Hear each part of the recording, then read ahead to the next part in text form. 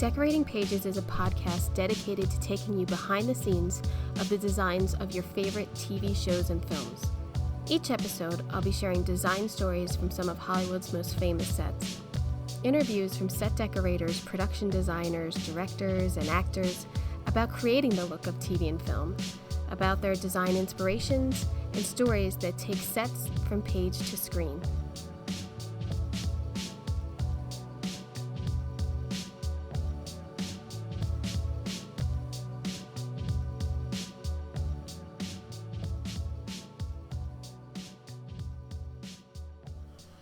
Hello, and welcome to Decorating Pages. I'm your unemployed host, Kim Wannop.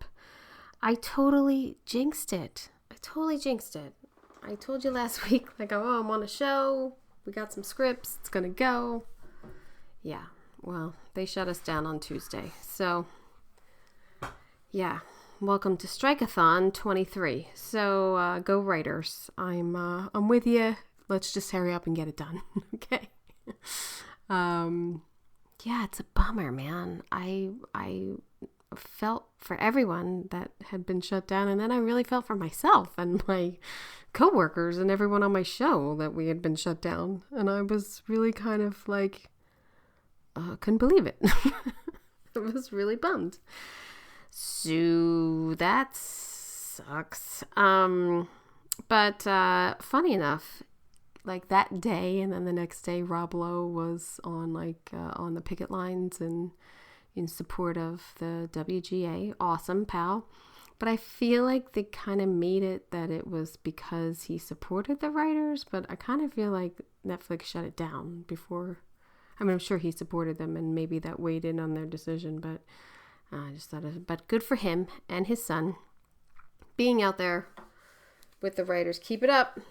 It's going to be, you guys better be out there every day. That's all I'm going to say. You better keep on it.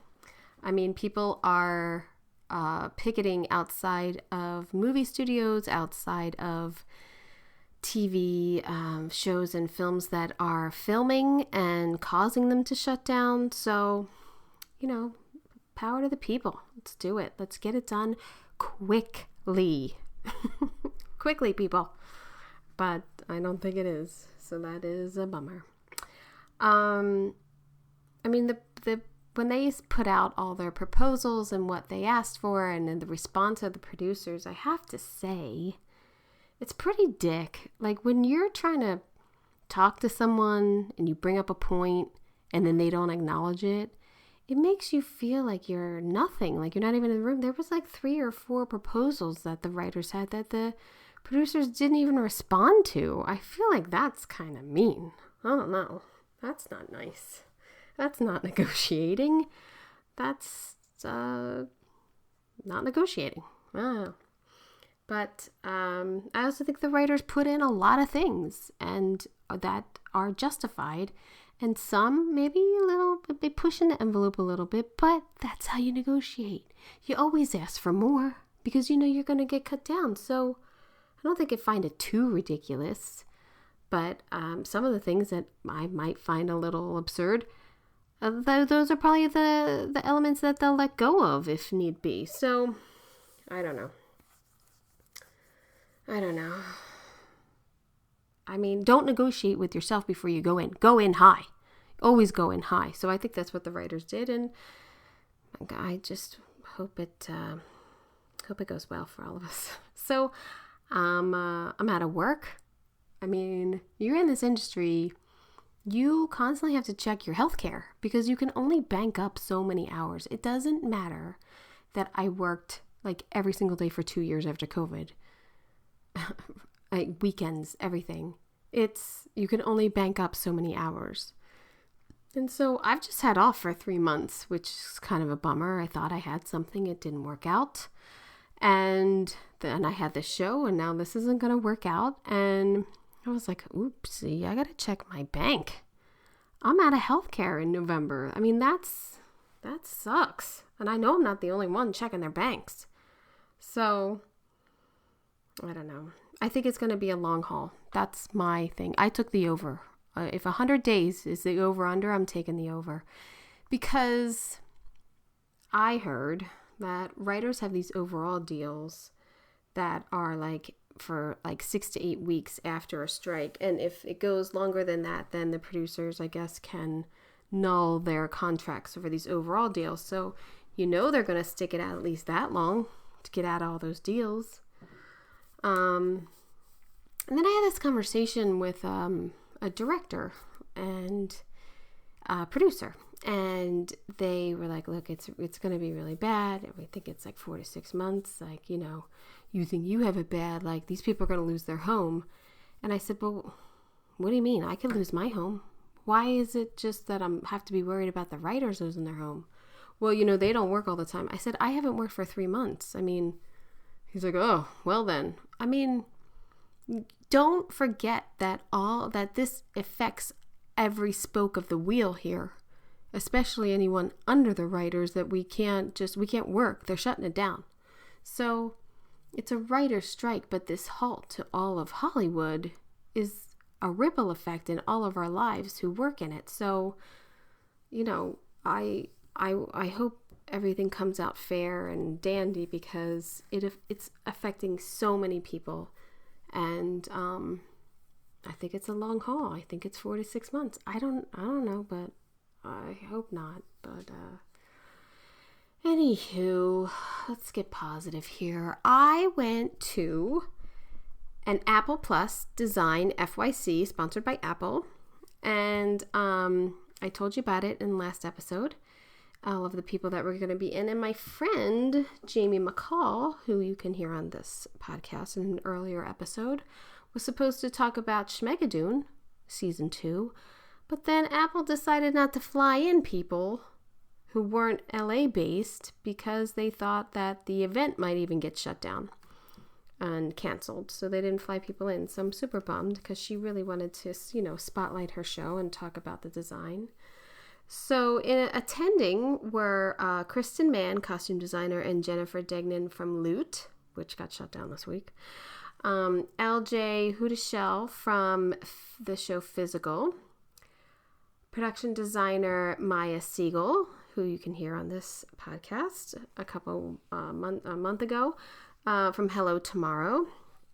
And costume designer Camille Benda from Bad Sisters, which I watched a pretty long clip there of Bad Sisters, and I think I'm going to get on it. I know a couple of people have told me it's really good.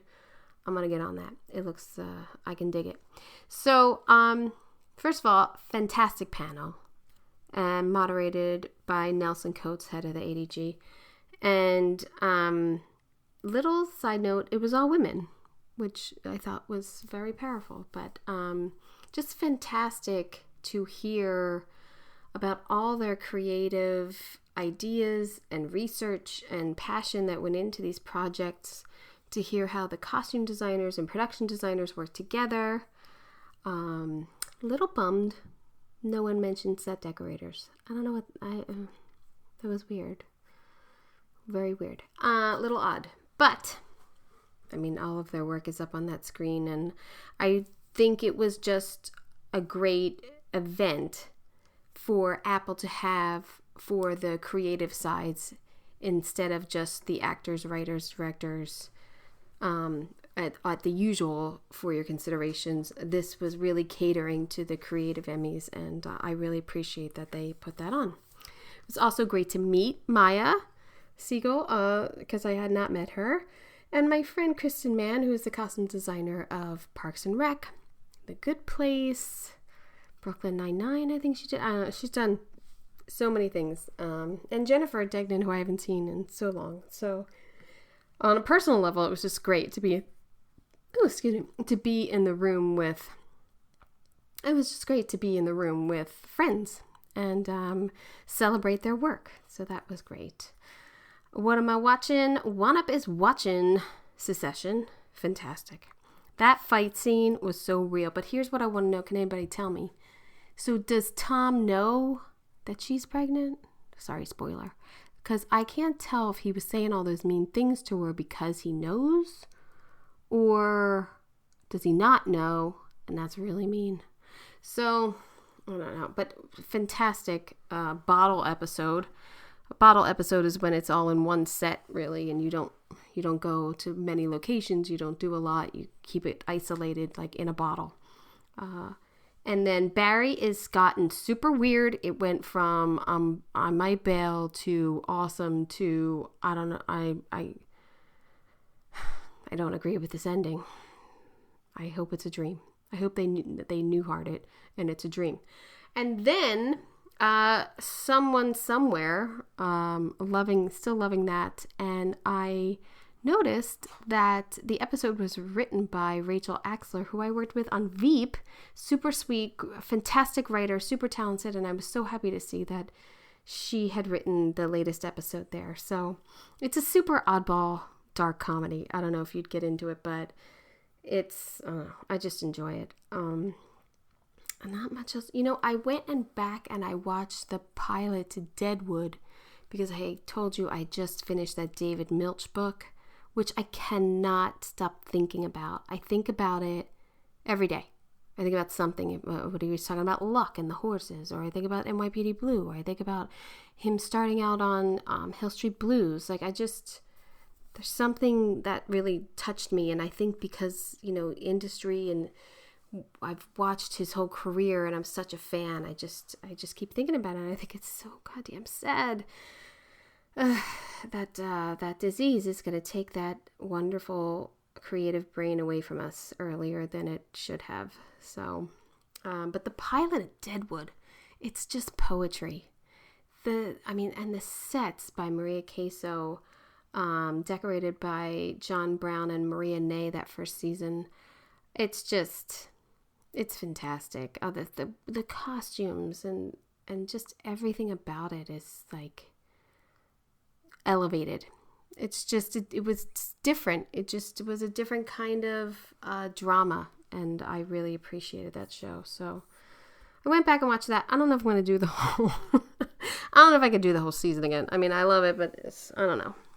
I would actually rather start The Wire again, or maybe Game of Thrones. I don't know. I know that sounds ridiculous, but I don't know. Are we going to have a lull in TV with the strike? I doubt it. But I'm going to have to go back to some classics, And then I finished Housewives Ultimate Girls Trip in Thailand, and it was okay. I know you've been waiting for me to talk about it. It was all right. There wasn't anything big. It was really kind of annoying, actually. It wasn't good enough. They didn't really have enough story for me in Thailand. So that's it. That's what I've been up to this past week. And, I got a commercial. So I'm kind of like, yes, I am out of work. The commercial's only a couple days long. And I really dislike working on commercials. So I do have a commercial for a couple days this week. So thank God, got a little something, something. And I looked on the board of the prop houses I was at today of orders going out, and they were all commercials. There's like the old man, I think David Smith is still working, God bless him. He's still kicking. I saw his orders up there, and I don't know. It was really dead. I closed down one of the prop houses. I was like, please don't lock me in. I have so much to do for this commercial. But yeah, so I'm lucky in that sense again, and I will be unlucky when it goes down, and then I got nothing for months and months. It's gonna be great. So I think you're gonna like this guest. It's very interesting because I don't know all of these guests that I have on. I'm so lucky to be contacted by PR or agents and everything to speak to people. I'm really have been lucky like that, and I think that's obviously broadened the scope of my guests on the show to more than just my friends. So I know you like hearing from my friends, but yeah, strangers are cool too.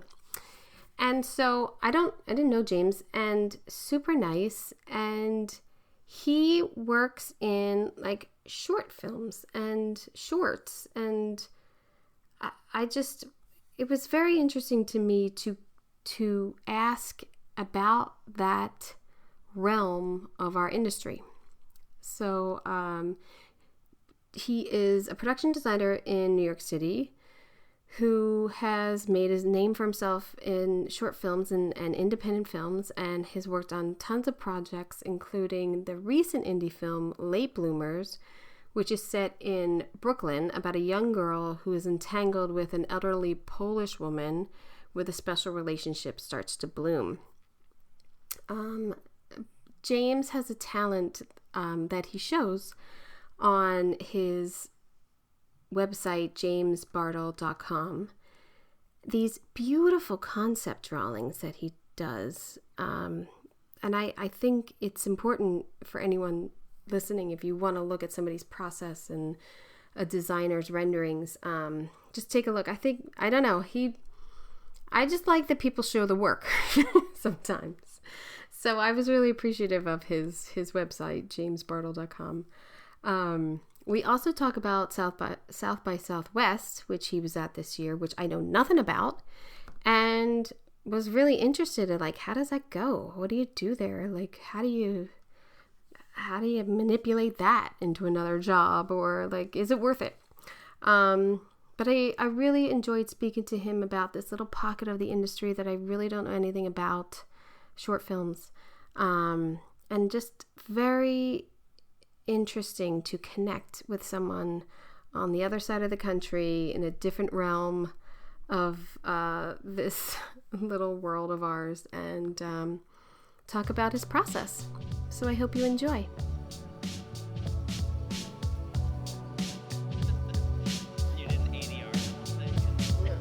It's just me, man. I'm a one-man band here. That's it. Wow. Yeah, I'm a big fan of the show. Oh, thanks. Many times. Thanks. Yeah. It's fun. I mean, there's nobody else really doing shows like that, talking about our industry. Well, our side of it. I definitely feel like we're getting more, we're getting more into it. We're getting more publicity, I guess I should say, I think, in our, recognition. Because I think of like bigger films, they always want to do like behind the scenes, and but I don't think anyone's talking to us on a real basis. I think no, they're not. Like when HBO or somebody comes to do behind the scenes, you're done up. You've got a director's chair. You're on like a perfectly done set, and you're talking about the process. But yes, no one's sitting there being like, "Dude, I've been up since 4. I'm exhausted." So right. I don't like when they do the behind the scenes on set when I'm like looking horrible. Well, no. And have been up since 4 and I'm like covered in paint and whatever else. And yeah. I'd rather not be captured that way. But there doesn't ever seem to be a good time to do it for us. Because That's true too. That's true. Especially for designers, you're scouting, you're in a meeting, you're looking on your next gig, like something. There's always just something. Oh yeah. Yeah, but I do. Yeah, I think we're getting more. I do think. I don't know. Yeah. Maybe I'm just looking at that. it more. I don't know. It does seem like I'm seeing more behind the scenes stuff on. I miss DVDs for the like behind the scenes special features. Mm-hmm. So I would love to see streaming content like start to bring that back a little bit. Yes. But I feel like I see now on more social media and Instagram videos and stuff like how the show is made, kind of. Well, I was talking to the decorator of she just won the Oscar, Ernestine Hipper, for the war movie. But now I can't think of the name. Yeah. All Quiet on the Western Front. All Quiet on the Western Front. So she said it was such a like kind of not a low budget, but like not a big film for Netflix. They didn't do any behind the scenes. Jeez. Like, wow. They screened it like during the end of filming, and then went in like on the last day and did a couple little things, because it's a German film. Okay. It's not like it's a German film that they made for Netflix in Germany. They didn't think it was going to be Best Picture or like up for it. Or I know. It's crazy. I mean, I was surprised too. I think it's great. I think it's very. I mean, the design is amazing, but it kind of like snuck out of nowhere. I felt surprised to see it. Yeah, My But husband had been he put it on and I was like, I don't want to watch a sad war movie. I can't do it. He's always got like Nazi war movies on or something. I'm always like, I can't. We know the ending.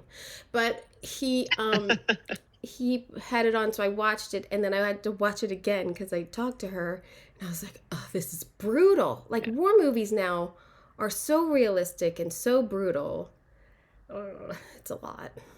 I've It's not not done my... any sort of war movie. I don't know. Like, I don't even know Fine. if I was offered something like that if I'd go for it. Do you know what I mean? Well, period. To do Yeah. it in period would be fun, but I guess it's still a lot of mud and dirt and trenches and Yeah. blood and I mean, well, that's exciting for us. I know. I mean, the amount of work they did is incredible. But and then, funny enough, I have two little boys, and we were watching Wonder Woman last night from a couple years ago with Gal Gadot, and Yeah. they have a whole trenches and everything, like, and it's in the movie for like maybe less than 5 minutes, but it's like a full on war zone, and I was like, oh, they did all that too. Like, like you forget how much work goes into like all these 5 minute scenes in these movies. It's crazy. Well, isn't that always the case though? The stuff we put the most time into lasts the least, or it hits the cutting room floor. Yes. Or they You have never to turn reconcile around. with that later on. They shoot the one dead corner, or they never turn around. Yes. That's why I'm all about the communication and the pre-production process, right? You got to nail that down. Sure. I mean, you got to have the DP in early enough in the process and talking about angles. I think that's one of the hardest things. If like we all have these meetings and you know, if they're shooting and he's not in the meetings, he's always playing catch up. Somebody else is always giving him, you know, it's a game of telephone kind of. It's always great when they prep with you. Oh, yeah. I think. Well, yeah, definitely. Yeah. But that's always like a time thing too. You know, it's never enough time in pre-production, especially. I feel very unprepared to talk to you because I didn't get to watch the movie. You know what I mean? I didn't see Late Bloomers. I didn't see it, so I feel very unprepared. Yeah. Oh, that's okay. Yeah, no, it just premiered last week. Yeah, Yeah, and at South by Southwest. Yeah, very excited. Did you go? Were you there? You were there. I did. Yeah, I did go. How was it? How was my first time at South by Southwest? It's great. I mean, it's a huge festival. I had a short there that I designed probably 6 or 7 years ago, but I didn't end up going. I couldn't go. But this was the first year that I went, and the festival is huge because you're doing tech and music and all these different things. But we were on the first night of the festival, so there was a lot of, it was very exciting and everything. Everyone was bright-eyed and bushy-tailed at the festival. So I think it was a great slot for us to screen at. Oh, that's great. And premiere. And when you go, is it the film is viewed by the creators and an audience, and then is there a panel afterwards? Did you do a panel or anything? We did a panel with the director, the writer, producers, and then our lead, Karen Gillan. She was they did a little quick panel, and then there were 2 other screenings after that. I had to come back to New York, so I didn't see the other 2 screenings, but I think they did panels for those as well. Oh, nice. But it was fun. We did it at Alamo Draft House. Was where they, and that's always a fun theater where you eat and drinks at your seat and everything. Oh, nice. So it was a perfect setting for the film. Yeah. Oh, nice. Because it's like a dark comedy, right? Kind of ish. Yeah. I think it's like a lot of different things. Yeah, like it's a dark comedy, but it's actually very touching, and it's very I think it hits on like a lot of universal themes for people. There was a lot of wet eyes in the audience. Which was really touching. Yeah. Yeah, I know. My team included. Like, I was lucky that most of our team could fly down, and we all stayed together. And my set decorator, art director, props team, and we were all. It's so hard to know what the film is going to be like when you're shooting it. Yeah. And we all had really good feeling about this one, but in the audience, we're all looking at each other like, I'm getting kind of choked up by this. Are you? It's just. because when you're in the trenches and you're shooting, it's just you're not able to No. you're not capable of those emotions yet. No. Because you're thinking about the next set and how are we going to wrap out of this room in time and that sort of thing. You don't really get to see the performances till like if you get dailies or like, you know, you don't get to see. We're not usually standing around while they're doing 20 takes. We're too busy. So, and then also seeing it all together and music and the editing is always like gives it such, tells more of the story. So yeah. That's awesome. For sure. That's awesome. It was great. It was a really good feeling. It's really validating. It's always great to see how people respond to your work and in the parties afterwards, talking with folks about how they felt about the film. And it's always, really rewarding. And there weren't any moments where I was like, oh, I wish that they kept that they didn't cut any of my favorite sets or anything like that. And that's always a good feeling. And everything looks, color correction also, because as you know, like color correction can affect our design in so many different ways. And it was like and it only helped. So that was a great feeling. That's fantastic. Is South by Southwest good for networking, do you think? I found it to be. I mean, I could only be there for about 3 days. Mm-hmm. But there were a lot of parties, a lot of premiere parties. I was lucky that I knew some people there who kind of like directed me where to go and who to talk to and that sort of thing. But it's all, I mean, there are a lot of events. There's a lot of tech events. The film events are fewer, but lots of, after show get-togethers and mixers, networking, things like that, which I'm not, typically very good at, but I think they cultivate an environment there that feels very casual and not like schmoozy. Yeah, because I'm wondering if like if say like the Art Directors Guild or like anyone has, I don't even know. Do they have a booth there? Are they represented there at all? Do you know? I don't think so, right? Not really. I met some people. I don't think so. I met members. I talked to some members at different events and stuff, but they didn't have like a specific like booth or I didn't know presence there. Yeah. No. Yeah. Because I think they've done some like Comic-Con type things or like the Set Decorator Society, like Comic-Con, and I didn't know if Southwest was. I mean, they should. Why not? It's an opportunity. People have awesome work there that's being seen, and it seems more like that, like the community of South by Southwest is like a not smaller but like more connected into what's going on at the event. Like Comic-Con to me seems like huge, like it's out of control at this point. There's so much shit. Whereas it's South by Southwest might be more focused, and it might be like a good networking and just camaraderie and meeting other people type event. Yeah. Oh, definitely. Yeah. And it was fun because I ran into so many people I've worked with in the past and so many people I went to school with that I haven't seen in ages. Just by happenstance, some people I knew that were going, but I'm in New York and a lot of my schoolmates and people I've worked with obviously moved to California too. So it's like running into person after person of like, oh, it's been so long. And then kind of rekindling those relationships in many ways that, may or may not work together again in the future. And I read in your bio, you went to Tisch for school. Yeah. And then what is the program that you did in Germany in 2020? Oh, yeah. During the start of the pandemic. I'm sure that was fun.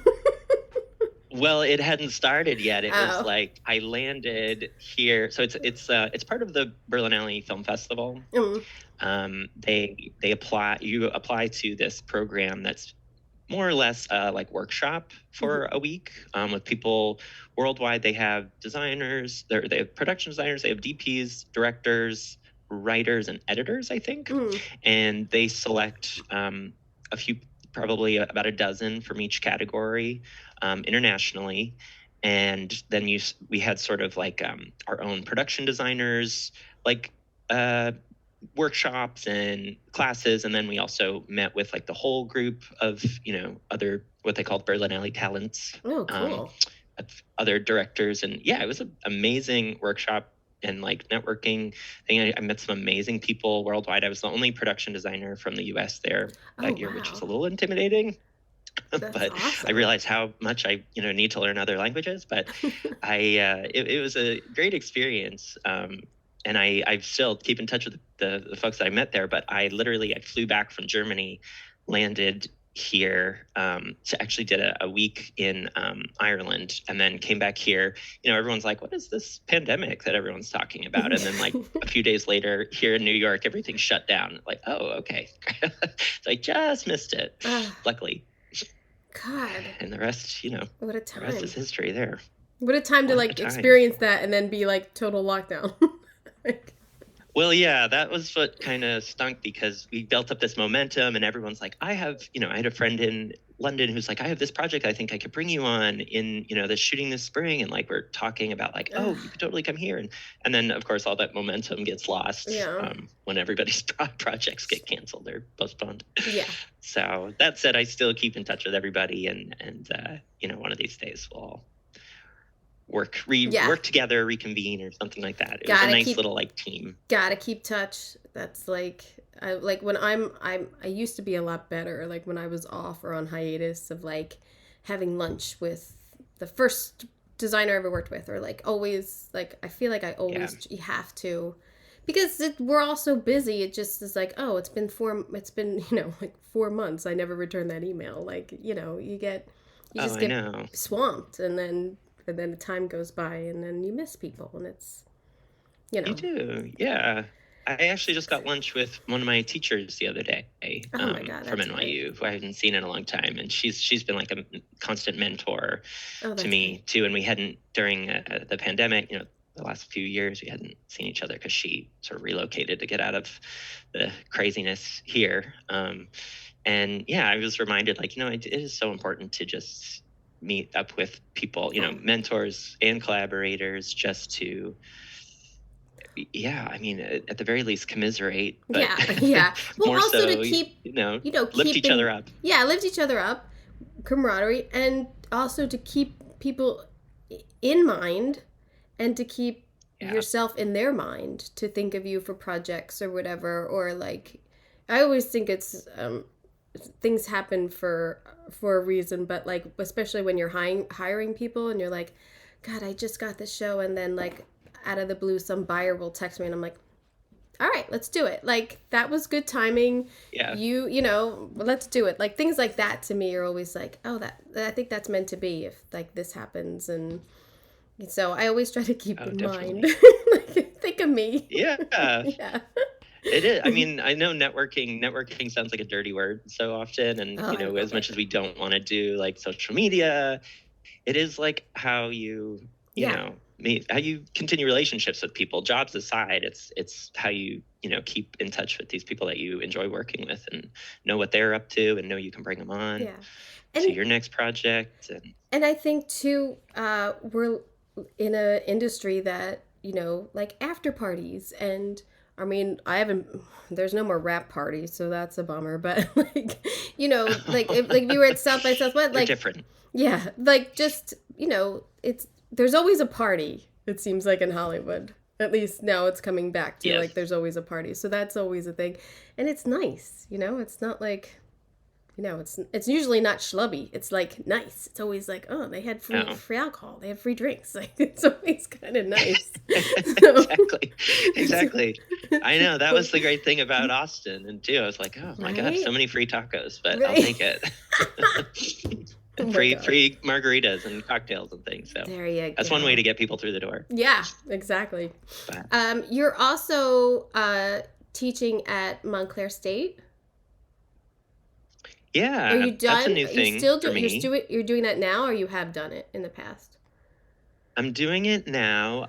Last year's the first year I did it, just during the spring. I just sort of kind of fell into my lap in some ways. There's a amazing production designer who teaches there, who has taught there for a long time, Nora Shavushian, and she decided to go more in. She decided she wanted to be more bi-coastal, and so in the spring semesters, she lives in Joshua Tree now. So Oh, wow. they were looking for someone to replace her for the spring of last year. And I thought, well, it's a little bit, spring here in New York is a little slower than I'm sure it is for you in California, because it's cold and well, it's rain. the daylight is, we're got daylight. A weird year. Well, this your weather's a whole other. We're rain. It's pouring for the next 2 days. It's like people freaking out about rain. It's crazy, but we needed it, and now we got too much. I don't know. I can't. I'm not a meteorologist. I don't get it.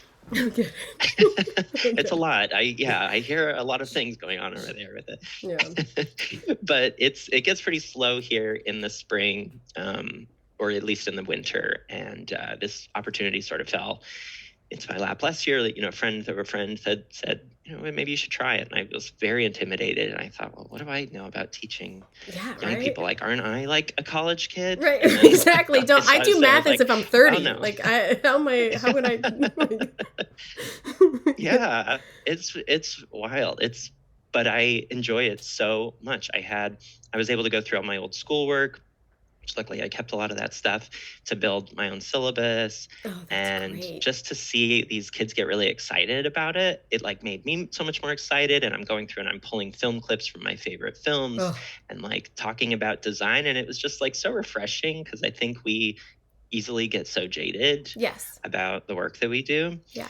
And it's just to see like, oh, this is why I loved this. And this is why I got excited in school about entering production design and production. And it's so fun to see that look on their faces now. So I did last spring, and then they asked me back for this current spring semester. Fantastic. So I'm doing it again, which is great. And it's only part-time, so I can take on little commercials and little things here and there at the same time. And yeah, it's just good for your soul. Oh yeah. Ways. I mean, it's definitely one of the audience that I target for this is people who want to get into this business, because no one knows how to do it. Really, you don't know how to approach. So many people, including myself, I didn't even know what a set decorator was. You mean as many credits as I've ever watched, like. You don't know what all of these hundreds of positions are when you watch, The Crawl. So I think, so many programs are available, but I also wanted to be able to be like something available, to the mass of like, hey, if you're interested, here's an insider view.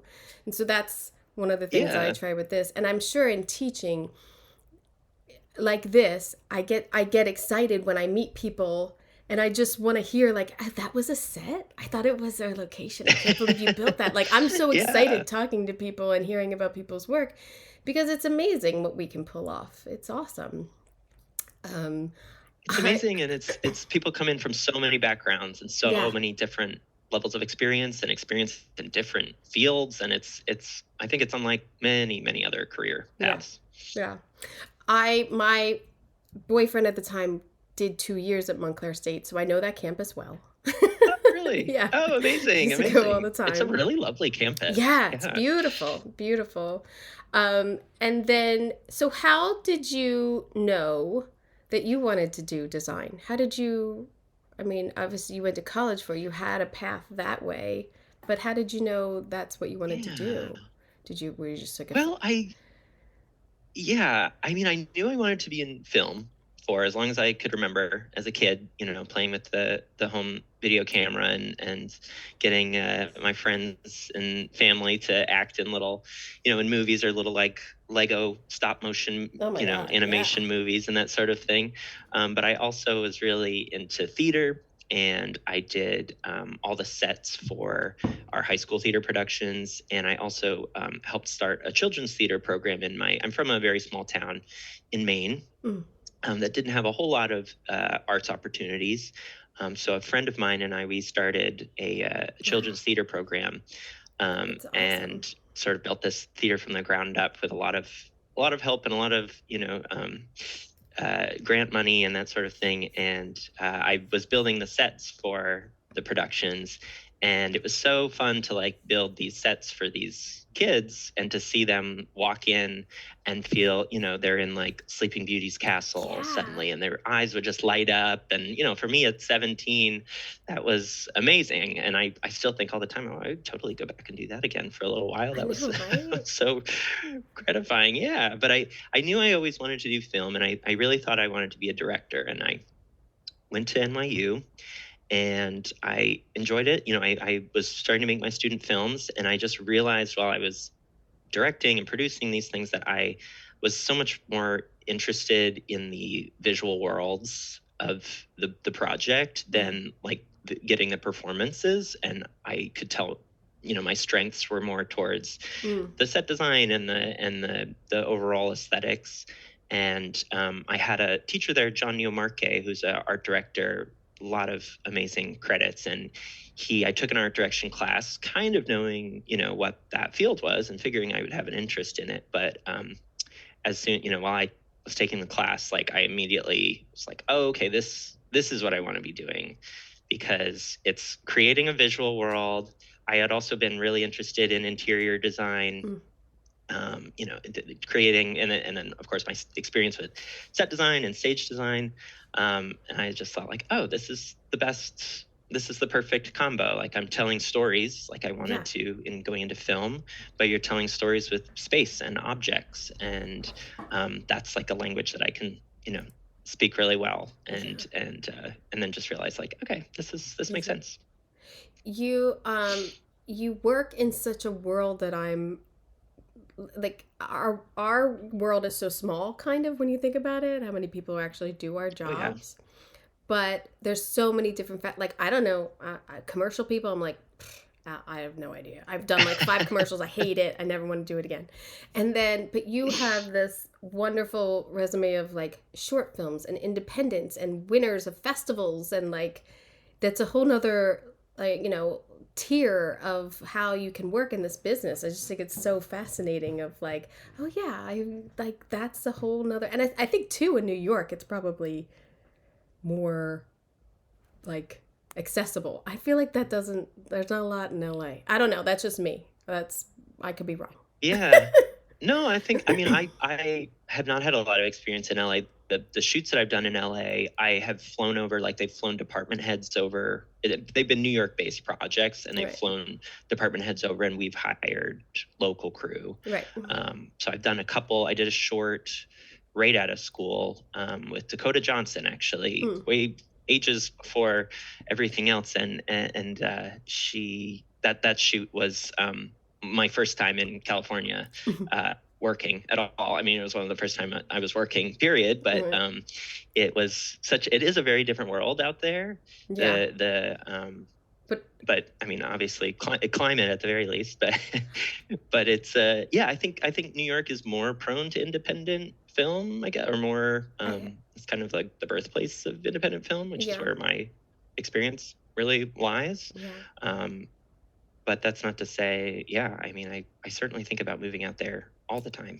But I used to think I'd move back because I'm from like Philly, South Jersey, and I used to think, I'll move back to and I'll work in New York. And then like once I figured out like, I have to join like another union. I already got in this union, and then I was like, I have the fear of like actually working in New York City was like, I can't do that. I don't know.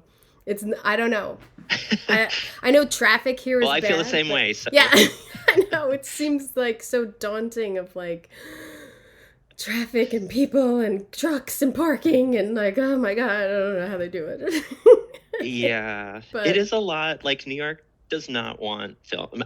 Which is crazy. New Yorkers don't love film shoots. Well, there are a lot of obstacles shooting in New York City, but it's also such a like photogenic city to, it makes so much sense. And it does bring in a lot of money for the city, obviously. I mean, primarily the shoots that you see are TV. We're doing all those procedurals, a lot of the cop shows and stuff here all the time. But and a lot more TV than film in general, I'd say here. But I don't know. I mean, it's changing all the time, especially. Now we've got new Netflix stages coming in Jersey next year. They bought up a huge they bought up a huge thing in Newark. Is it Newark or outside of Newark or? It's a little outside of Newark. It's like a big army base, and they're going to turn it into this full like big studio lot with like a back lot, and yeah, I'm excited. I will see Well, if I it think it's when it fantastic. finishes, but it looks cool. Yeah, But yeah. it's out. So it's But what's going on over happening. there? Like, what? How you gonna? I don't know. I'm thinking of like resources and everything. Like, what's going on over there? Is there like a graphics place you can go to, or like, you know what I mean? Like, how are they gonna? There's no prop houses over there, and that's. There are Oh, actually. there Jersey are. is like pumping. Yeah, Oh, they're more even over the last couple of years. They're more and more because there's just more real estate yeah. out in Jersey for a warehouse of props. It's a lot cheaper for them to be out there. So there are a few, Oh, good. and Brooklyn and Queens still. Majority of the shooting I do is in Brooklyn and Queens, Yeah. and prop houses and fabrication houses and that sort of thing are mostly Brooklyn and Queens. But I think it's moving out there too. I would have never known if you didn't tell me that. I do have to say you have a fantastic website. It's very Thank visual and you. clean and like just easy to navigate. And I was kind of obsessed with your styling. It was like, so do you? Thank you. Is this styling for magazine shoots? Like you have a whole page of just these beautiful photographs of like food and place settings and drinks and then pretty Yeah. ladies and cakes. Like I was like, wow, this guy's in everything. It's I should be a little more descriptive on where the origins of all those projects are, but the ladies are a photo series I did with Amy Arbus, Diane Arbus's daughter, who's amazing experience. It's great lighting. That was my sort of intro. Oh yeah, she's very, very talented. And then I think that a lot of the shoots on there are just like personal projects. I went through a really big cocktail and baking phase, which I guess is not over. So, especially during the pandemic when we were sitting in our apartments, and I was like, I have to find some creative fulfillment here. So I just did a little bit of that. And then I also co-own a vintage reselling business with a friend of mine who's also a set decorator. Yeah, so we started by selling online, and a lot of those photos are shoots that we did, sort of styled shoots of items we were selling. Oh, that's awesome. That we put online, and yeah, it's something that he and I still do. We started online, and now we have a space in Newburgh, New York, which is a little bit an hour and a half from the city or so, and it's kind of turned into this really nice little side business that also.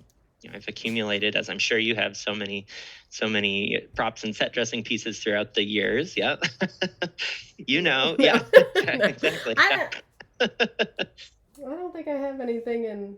Oh, maybe that lamp, but how many lamps can you get? Like, you know what I mean? But yeah, well, you do. Surprised. Yeah, no, I know. If you got room, because yeah, and I'm sure with independents and short films. When the movie's over and you've bought all this stuff, basically the company's like, we don't want it, and we don't want to store it, we don't want to do it, so just, get rid of it. We don't want to know type. Oh, yeah.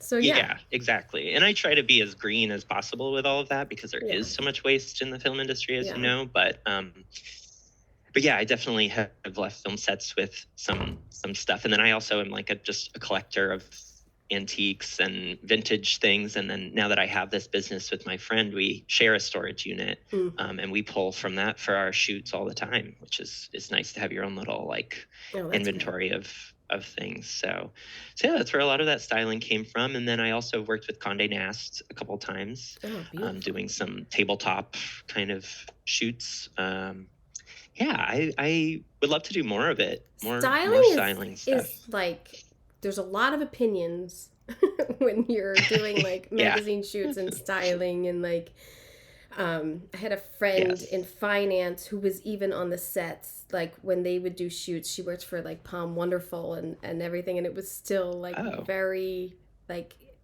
precise and everything, and a lot of opinions of going into those photo shoots. It's stressful. And then they'll be like, do we have a pink glass? And you're like, Oh my God. What? Don't get me started. That's why I don't do commercials. Yes. I can't take that. I can't take that we have enough pressure, Yeah. but commercials is a whole nother level. I can't do it. But yeah. It's a different environment for sure. And when I do commercials, I have to go into it, you have to brace yourself for that. But I also try to think of like, how am I going to make this interesting for me? And like, how am I going to like find creative satisfaction with this? I find with commercials, it's just always about bringing options. You have 4 different couches and 4 different lamps and, multiples of everything. So that you can say, oh, well, we have this, we have these other 3 to choose from if you don't like this one. And then it's all just, options. Yeah. I pride myself on 1 sofa and 2 lamps. You know what I mean? Like, because I hate to see my crew do extra work. So I do the extra work beforehand of like getting it approved or whatever so that we could just do it. So then I don't have that mindset of doing it in commercials. I just feel like it's such a waste, but yeah. No, you have well, because I think in the commercial world, there's so many new, like you said, new voices that are on set that were not a part of the pre-production necessarily. So all of a sudden, you've got this head of the company who hasn't really been a part of the planning here. And okay, so we got to pivot this way a little bit. All right. Who are you? But it's good practice. And how old are you? Yeah. I did this Home Goods series of commercials, and I swear to God, the girls were like 20, 22. And they were like, this one girl, she came in and she was like, I don't know about this pillow. And I was like, I do. I picked it. I'm a decorator. So that's why it's the color matches this and this. That's why I picked it. Oh, I was like, okay. So anyway, over here, I'm like, I'm not, how old are you? I had no concept of like, that 20-year-old probably should have just fired me, but I was like not having it at that point. I was like, no, I know. Yeah, it's different than a film or a series for sure. Yeah, because I think also in production you're working with people that exclusively know production, and in like an advertising field, you've got people, in commercial, you've got people that have maybe never been on a set before and don't necessarily know how all the pieces work. And it's offensive. You're not a decorator. You're not a designer. Like, why is your opinion? That's weird to me. That whole structure of commercials is weird. Of like, do you think red is going to sell? Like, why are you saying that pillow doesn't work? Like, that's why I get offended of like, no, I'm hired to do this. We're hired to be the creative. Why are all these like dorks here? Yeah. I think it's about asking questions too about like, oh, okay, like I think that, I see, I was thinking that this pillow would work. What makes you like this one more? And then when you just are kind of making it a conversation, and sometimes you can kind of, I try to see where their head's at, and sometimes it's like I can tell that they want an opinion because they can have an opinion, which I totally respect. Yeah. But maybe I can help you direct that into into what works, something that works for everyone, for all of us. No, I think you're right. I just got offended. I just went completely. It was such an awful experience. I can't even. Oh no. It is a different environment, for sure. Yeah. One of fantastic things you have on your website too is a lot of drawings of your process and a lot of your renderings for your sets. For renderings, is that marker? What is the medium you're using for? I forget which one I was on. A couple different ones. I used to do like pencil and pen and even watercolor. Like the David Copperfield ones are like fantastic. Like frame it and sell it. Oh, thank you. Sell it. Put that in your shop. Sell those. They're gorgeous. I appreciate that. Oh, thank you. God, no, yes. that was a pandemic I'm bored project where I thought, how am I going to stay creatively? Luckily, I worked through most of the pandemic, but there were some times where I was like, I have to take advantage of this time. So I thought, why don't I do like a concept, just a design concept, as if I'm designing this set with endless resources. And so I did some floor plans, and I made a little model, and I did these concept drawings too. And it was a good way to practice all those all those skills, especially now that I'm doing more digital drawing and digital drafting. Yeah. You're a those are skills fantastic of like, you're sketch not artist, flexing that. and I mean, they're Thank you. beautiful. They're really great Oh, and thank very you. artistic and mood. Like in your drawings, you're really good with the shading and the lighting, and like you've created such great mood with them. Thank That you. should be a project I for your appreciate students. Get them doing this shit. Yeah, I know, right? I'm lucky that I've had a lot of art, fine art. I'm not going to say training, but classes, and I used to go to a drawing group pretty regularly. But I do think it's helpful rarely do you have time to like do concept art for every or renderings for every set of especially of a feature, and especially in the indie world. But as often as you can, and for short films, I'm able to do it a little more often. Because I think it really shows, you're really able to illustrate to the director and the DP what you're feeling about the lighting, so that you're not coming in with your set lit in a way that you're like, oh, this is, I would have designed this differently if I thought these were going to be the lighting choices. Yeah. So it's all, I'm just always telling my students, it's all about visual communication and how can you simplify things and create, convey ideas visually without having to explain them. I think was the challenge. Yeah, there's something about the designer being able to render quickly, like in a meeting or like in the, on a scout or like at a location, because a lot of times I have experienced, you go back and you tell someone else to render it, and then they render it and you're like, it's not quite right, or this isn't what I wanted, but it's great. And then you show it, and then they're like brains are everywhere. Like they can't, oh, I thought we were doing that. Well, we can do that, but this is just another, concept we could.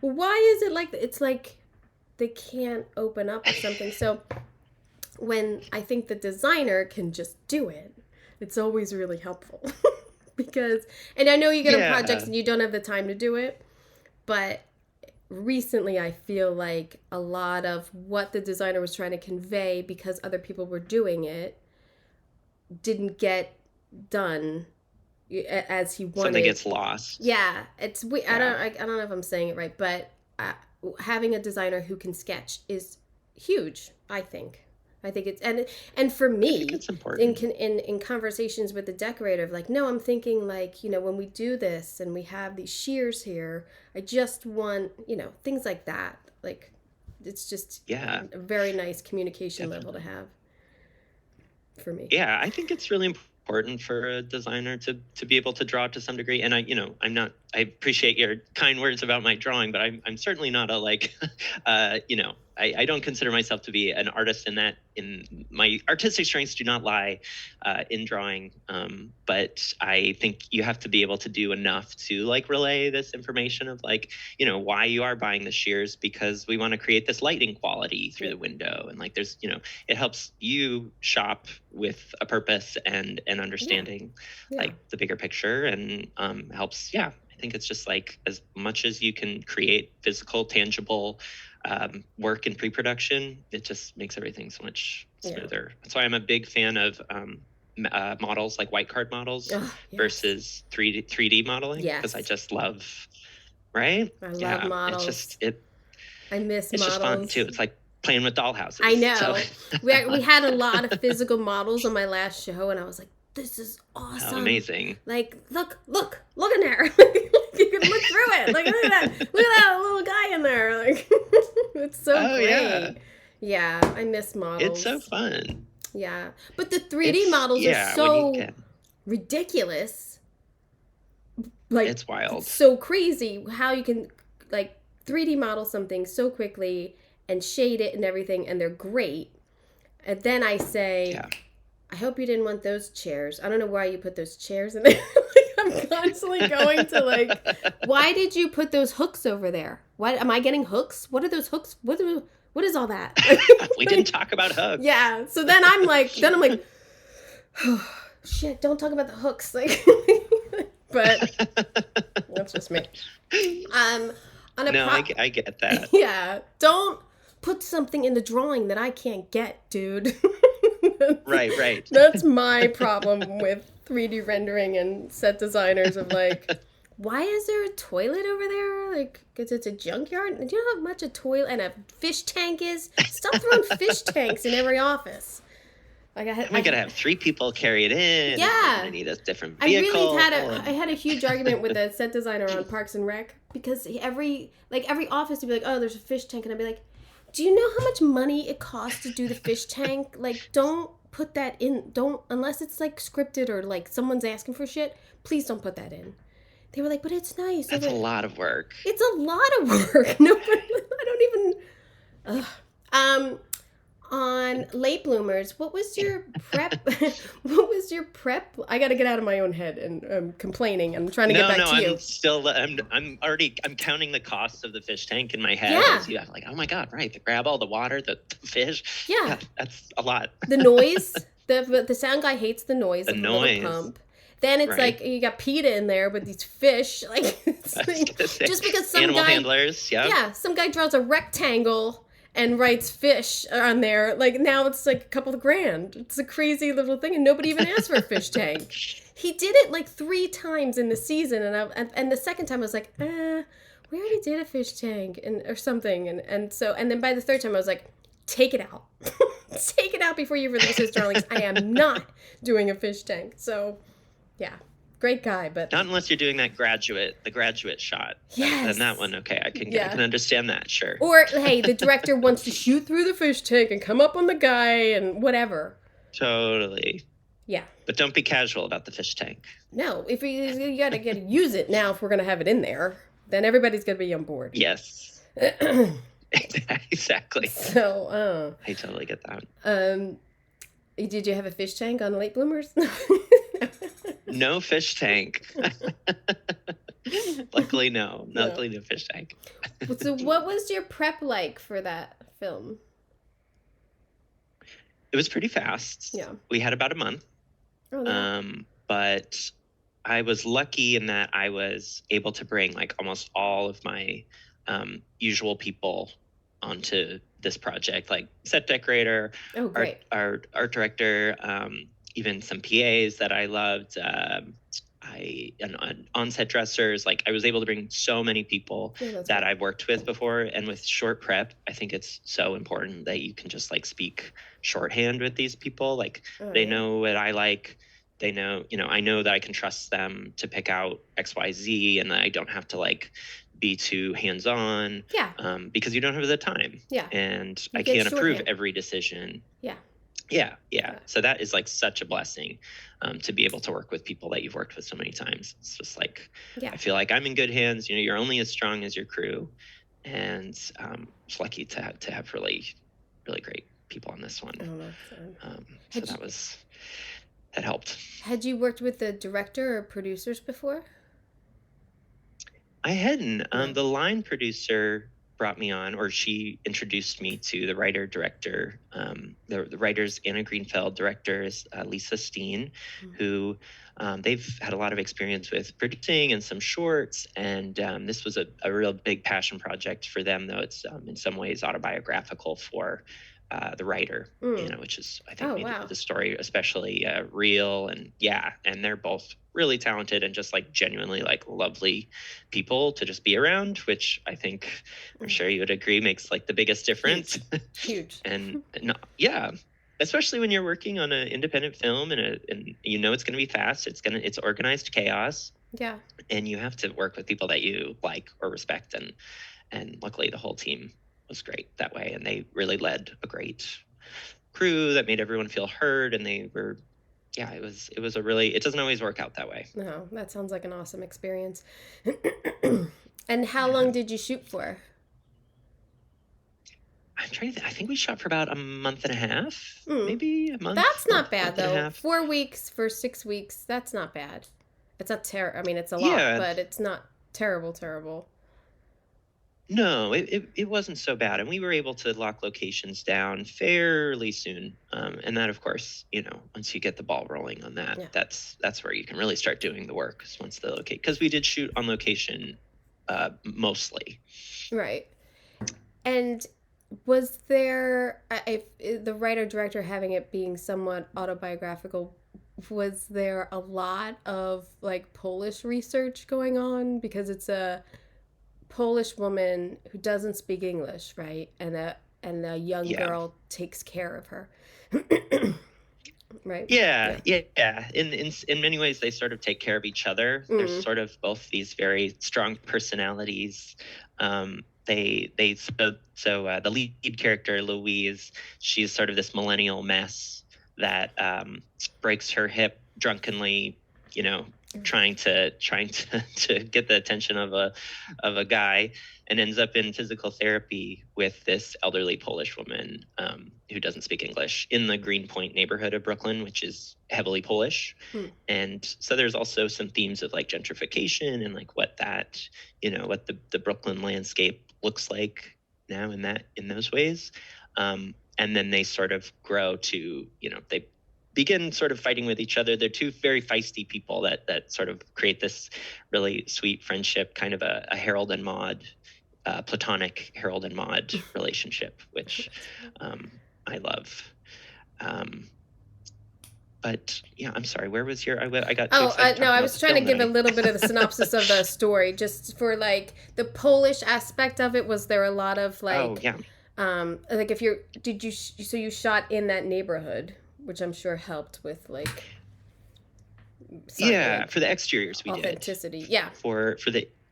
Yeah, definitely. For the interiors, we shot in a totally different, in a house that we pulled everything out, brought in all of our own stuff. Right. It was just a house that had the nice framework that looked like a Brooklyn apartment, but had a little bit more space, because if you haven't heard, New York apartments are pretty tiny. So we had to find something that could accommodate, and give us enough shooting room. Exactly.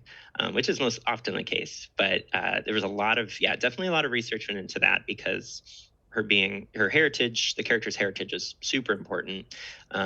I actually have some Polish background, so that was kind of fun for me to do some research on. And the set decorator and I, we spent a lot of time, looking at what Polish art looked like, Polish pottery. There's a lot of like folk art in her apartment, and especially when you have an elderly character you really want to show that they have layers of, a life. And heirlooms. Your set decorator is Brett Warnke? Yes. Brett Warnke, yeah. Yep. And he and I also share the business I was telling you about earlier. Sweet. Well, then you got a lot of Polish tchotchkes going on, don't you? Well, we did do a pretty massive set sale at the end of this show, and sold off a lot of stuff to a few. The new show with Natasha Lyonne bought a lot of our dressing. Poker Face. Poker Face. So I haven't seen it, but I'm excited to watch it and see some of our. I heard it's great, and I refuse to watch it because I don't like her. And then I watched this meme where they're verbatim, like it was like almost the same exact dialogue as Columbo from like 40 years ago, and I was like, and then you're like, she's doing Columbo, and then I was like, I'm not watching that. So, but I heard it's really good. I haven't seen it, yeah. I heard it's a good show. I heard it looks great, and I mean, from what I've seen, it looks great too. So, but yeah, you probably got your stuff in there. That's cool. Yeah, I think. Yeah, it'd be kind of fun to see. Yeah. I love seeing. I don't know much about it. I love seeing. Seeing anything that I've like given or sold to prop houses in the prop house, because I'll be like, oh, I like that chair. Well, I like that chair because I bought that chair. And then you see it on another show. And pat yourself on the back. Yeah. Like now every time, a lot of White House shows, I'm like, there's my sofa. Like, they got my sofa. But yeah, it is fun because it's nice to see like things live on, like in a weird way. Like furniture and tchotchkes live on and complete another character. It's great. I love that. Exactly. Yeah. I think that's a big reason why I'm really into antiques too, is I just love the like narrative quality of objects and like the history that objects can have. And I think that's just adds so much life to your sets too, when you're bringing in these. And plants. You have a lot of good plants there in your background. Well, I almost cleared some of them out because some of them are not looking so great after I've been away. Well, they look good They're on angry with Zoom, me. but like I can't Okay, do good. Yeah. It's No. a filter. Yeah. It's a plant filter. Plant filter. Are you working on anything? What are you doing? I mean, you're teaching and everything, I've but got a couple things. yeah. Teaching, I just I wrapped at the end, or I guess it was January. I wrapped a Hulu ABC show, a new show called The Age of Influence. Nice. It's about social media influencers turned scam artists. And is there a lot of money in that? docuseries. Can we get in on that? Is that real? These people made a lot of money. Yeah, they're true stories. So that very Anna Delvey's in an episode. It's very much that her sort of world of people. So fascinating stories, and it's a docuseries with reenactments. And I designed the reenactments, but we did some really cool. I've done reenactment shows before in a traditional sense, but this one was really exciting for me because the director, Tara Malone, she's very into theater, and we kind of bonded over that. And so our reenactments are very theatrical. We even stage some of them on a stage in New Jersey in a big, beautiful old theater. And so the reenactments, instead of, you might see like a character on a computer in their bedroom or whatever, instead we sort of deconstructed that. And in this one particular episode, everything is put on this theater stage. And so all of the set pieces feel very, very theatery and two-dimensional. And it was a really fun way to like approach, the episode is a lot about performance, right? These actor or these influencers like presenting themselves in this way. Right. So it was fun to kind of think about like staging this as if it was a theater show. It's so interesting. I'm really excited to see it together. Yeah, it's going to be really fun. We did another episode where we sort of staged everything almost like a rock concert in like a warehouse. His desk, this influencer's desk is like surrounded by like a big truss, and we have this like very rock star lighting, nice. And all in a big warehouse. And she really wanted to keep away from doing any like traditional like true crime reenactments. That's great. It's more just like heightening the style of the series with the reenactments versus like filling time with reenactments. Oh, that's great to be creative. Yeah, really excited for people to see that. Yeah, that's awesome. Yeah, we did some really fun stuff, and a really great producing team that was like really open to any of the ideas that I had. Awesome. and great collaborative environment. Part 2 Pictures is the production company. They do a lot of shows for Hulu and Discovery and Food Network and those sort of things. I like but Hulu. This, I think, stands out from their others. Yeah, they were great. Great joy. It's my first time doing a Hulu show. Yeah, I'm always like, oh, what's on Hulu? And then I'm like, oh my God, look at all this. Oh, there's like good stuff on here. Yeah, there's a lot. I know, there's a lot. I think it's like, yeah.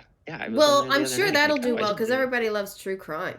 Everybody loves crime docu. And absolutely, but this one is no blood, which I'm thrilled by. There's no murder. Oh, nice. It's just scamming people. Just scamming. So, yeah, but I learned some things I did not know. It's definitely there's a very dark side to the influencer culture. Really?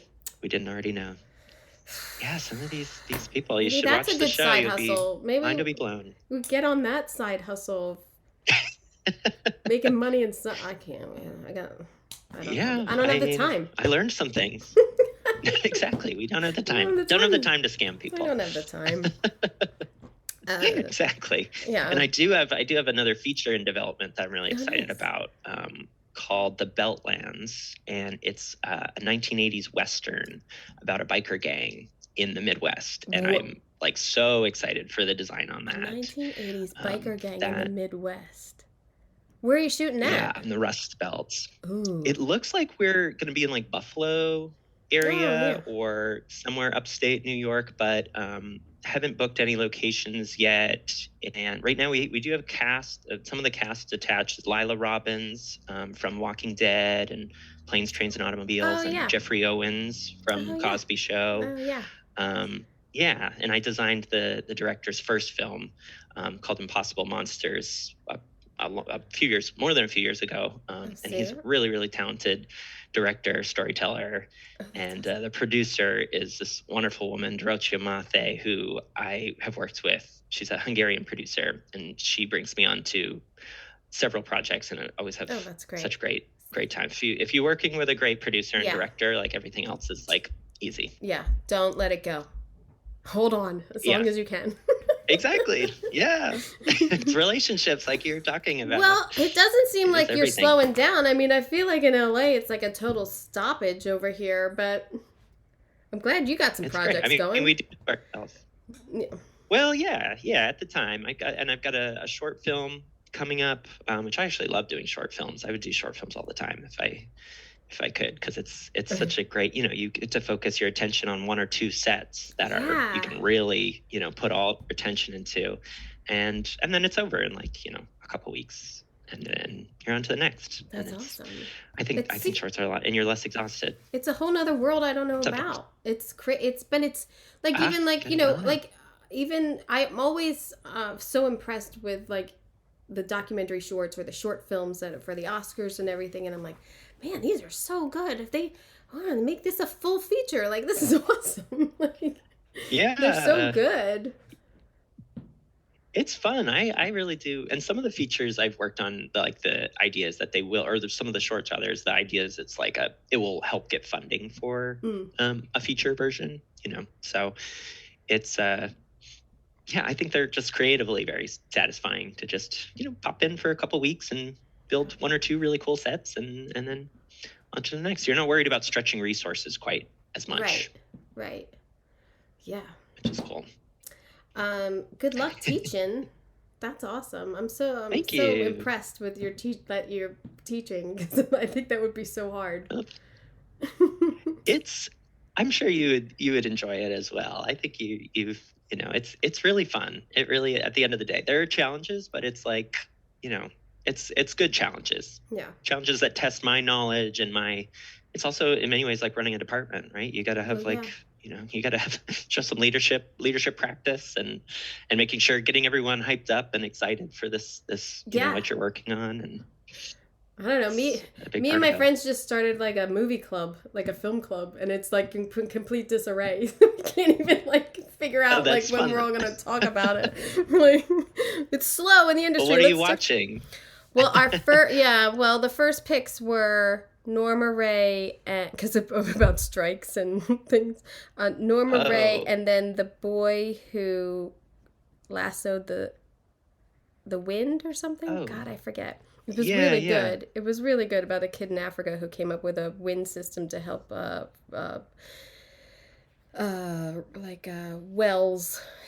to make the crops, because they were having a dry season. Everybody was starving. It's a sin. So they were real uppers, but okay. But we haven't met yet to talk about them. But so we'll see how it goes. We'll see how long our little film club lasts. But it's fun though. I think it's really important to do stuff outside of work. It's like our work is so consuming. We have to like make time to diversify our interests and time. And I mean, these days are impossible. No, I know. These hours are crazy. So and then it's the weekend, and you got to work the weekend too. So it's a difference.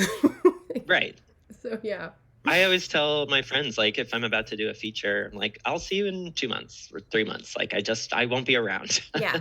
I will try to make plans, and then I will have to cancel on them because I am exhausted, or we'll be working again or whatever, Yeah.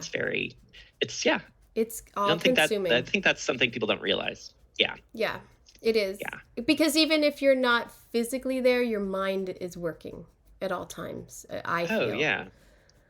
The drive home, or even if I like try to zone out watching like Housewives or something, I'm usually still like on my computer looking for a lamp or sofa or something. So and answering calls and answering messages, and I think what makes our responsibilities an extra added layer of work is that I was telling my class the other day, it's like when you're on a film set, like the art department is in at least three places at once. Yeah. We are wrapping a set, we are at the set, we're at the camera, and then we're prepping the next sets, multiple sets. And I think there's, a lot of the idea that like, okay, we're all at the set, that we're all shooting, and you know, we're all with the shooting crew. It's like, no. Yeah. For people that aren't acquainted with the art department or production, it's like the art department is in so many different places at the same time. And we usually miss breakfast. We miss breakfast. We're usually the last people. Breakfast. Yeah, the last people at breakfast to maybe get some cold scrambled eggs, because we were there first and they weren't open yet, and now you got to wait till you open set and then you can go. So that should really be priority of teaching people. You're gonna miss breakfast. Yes. Well, I try to be very honest with them about like what the industry is like, because I didn't get that in my education necessarily. Yeah. I mean, I had a wonderful education, but like some of the last classes that I do at the end of the semester, like, this is what a time card looks like, and this is what unions are like, and these are what, you know, what it's like to get an agent, and what it's like to, because those are just and like, what are the rates? Because I mean, when I first started out, people would ask what my rate was. I'm like, I don't know, and I didn't have an agent at that point. It's like, what is everybody else making? And of course, you lowball yourself because you're new and you don't. And then you got to work your way up for the rest of your career. You got to work your way up. So you lowballed yourself once. Right. It's definitely a learn by experience industry. But. Yeah, I mean, I've done like how to read a call sheet, production schedules, like, you know, that's great. Everything like that I can think of decorator resources or tools you need, like what's in your kit, things like that. Like that's really important. No one taught us that. Mm-mm. And it's learned. You'll definitely learn it. But if someone can clue you in, it's kind of nice. Yeah.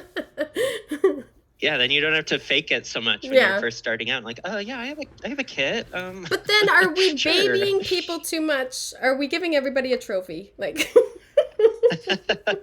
we gotta throw them into the fire and let them figure it out. Yeah, well, that's what we did too, I guess. It's true. Yeah. I mean, that's inevitable. Yeah, it is. You're always going to be in a situation you don't know what to do. You just have to fake it, and you have to do good. You do pull it off. I think, I hate to say it, but it is. You do kind of have to fake it, and chances are you do know how to do that thing. Yeah. You just to access it in your own confidence and skill set. And being resourceful. I always found, like, when I was a PA, I think one of the things was, like, I can figure this out. Like, they told me to go get this, to go find this. Like, okay, I got to go. Like, I can be resourceful. I can figure this out. Like, that's huge for being a PA. Yeah. I think. Especially, like, huge. Small films, and independent. Definitely. Yeah. You got to. Right. When there's no time and you've got to, you can't walk somebody through everything. And I always just say, too, just be a nice person who people want to be around, because we're going to have to be around you for 12 hours a day for just like the best impression you can make is just to be friendly and helpful and present and, not sitting on your phone in the corner the whole time. Just be somebody that people want to be around, and that makes all the difference. Unfortunately, the person on the phone in the corner, they're probably going to make it, and you're probably going to work for them one day. So people tend to fail up a lot too in this business. So either way, you're going to make it. Yes, it's all very random. See that? Isn't that delightful? And so interesting to me. Like, I just love learning about other little pockets of our industry, and so I'm very thankful that he was able to give a glimpse into independent films and working in short films. And again, jamesbartol.com. Check out his wonderful little drawings of sketches and concept sketches. I really enjoyed it. I looked at the website before I spoke with him, because I didn't get to see Late Bloomers, and I feel really bad about that, believe me, even though I didn't say it right away. I do feel bad about that, because it had just premiered and they wouldn't give me an early copy. I get it. It's okay. So, yeah, I felt bad. But he's got a great, sense of his process on his website, and it was nice to see that, to try to get to know him and try to see what I was getting into and talking with him. So I appreciate it. And I like his little projects he did during COVID. He did all this photography stills and everything. They're very interesting, I have to say. can't even think of what I did. Oh, you know what I did with my COVID time? I made like YouTube videos and did a lot of podcasting. So I too dove into creative side. So yeah, there you go. Coming up, thank you, James. Thank you for giving me the time. I really appreciate it. And I hope it's going well. Obviously, you can tell by listening to that, we talked, I think, in March. So a little delayed getting his out, but just really nice to speak with him. Coming up next week, we have production designer Clarence Major, and he recently did the Amazon show The Consultant with Christoph Waltz, which is fun. I think it's only 8 episodes, really quick. If you want to get that done, get that seen by next week, and then you'll hear all about it. I've set decorator Regina Graves coming up to kick off our little Emmy season here before the nominations come out. I have production designer Jamie McCall coming to talk about Schmegadoon Season 2, where they did all the sets of Chicago. Unbelievable. I have production designer Anastasia White, who is, her work that's out now is the White House Plumbers, which is really good. I started watching that too, but I didn't want to talk about it yet. So I'm going to watch a little bit of that before I talk to her. And yeah, I have another one. I don't want to say because I don't want to jinx it. And then I have another 3 that I have planned, but you know, I even hate to say what I just said because you never know. But yeah, good things coming up. So thank you for listening. Check out the Decorating Pages podcast website for all things Decorating Pages. I've been trying to put up a little blog to help people read. I don't know why you blog your podcast. I really don't get it, and it takes up a lot of my time, but I guess I have to do it. I think it's an SEO thing. I don't know, but I have to do it. So that's on there. Okay. But I do point out some of the questions that came up in the podcast and some quotes from the interview, so I'm trying to make it interesting. My Instagram is kicking ass. If you're not following Decorating Pages on Instagram, get to it. And TikTok and Insta and Twitter and Facebook and all that good stuff, do it. The most important thing you can do today is rate this podcast, please, or write a review. I haven't had anyone leave a review in a really long time, so it would be really nice if you were the one right now, if you were the one to write the review. That would be pretty awesome. I would really appreciate that. But thanks. I just love that you listen, and thank you so much. For Decorating Pages, I'm Kim Wanup. I hope you got an earful. Welcome to Pro Tips for the Pros, brought to you by Floor & Decor Bailey's Crossroads. In this series, we'll explore essential advice for professional contractors to deliver outstanding renovation results. Let's dive in. Keep the work area clean and organized throughout the renovation process to create a positive impression and minimize stress for the customer. Regularly clean up debris and dust to maintain a safe and comfortable living environment. Thank you for joining us for this pro tip on planning thorough renovations. Stay tuned for more expert advice brought to you by Floor & Decor Bailey's Crossroads. A lot of people tolerate ordinary. Ordinary bathrooms, kitchens, entryways. Well, not on your watch. If you're a pro, you've got a new partner in town. Floor & Decor. From tile to wood to stone, Floor & Decor has more styles and job lot quantities of Schluter, Mapei, Laticrete, and other brands pros trust. Come see a whole new way to wow with Floor & Decor. Coming soon to Bailey's Crossroads.